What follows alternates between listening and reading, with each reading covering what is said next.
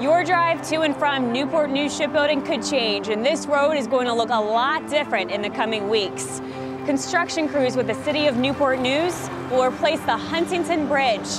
The project will close a lot of roads near the gates. The main goal is to make your drive safer. The bridge that crosses over railroad tracks is 119 years old. The Virginia Department of Transportation says the bridge is functionally obsolete. Due to replacement, because it's so old, so it's obviously going to be safer, and it's going to maintain the same amount of lanes, but it's going to be brand new. So here's what's going to change. Outside the gate, Huntington Avenue will be closed from 39th to 42nd Street. All traffic will be rerouted via Washington Avenue.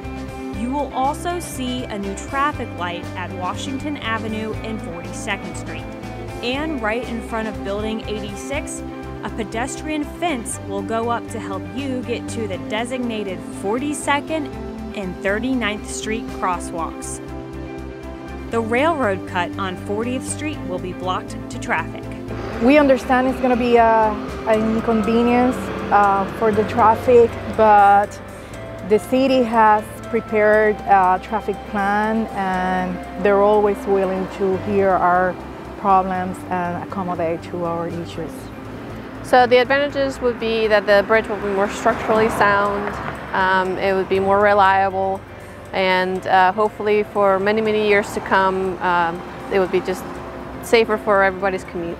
Stay up to date with the latest on the Huntington Bridge project by checking communication channels, including Current's NNS To Go, MyNNS, and HII social media pages. For Newport News Shipbuilding, I'm Lena Wallace.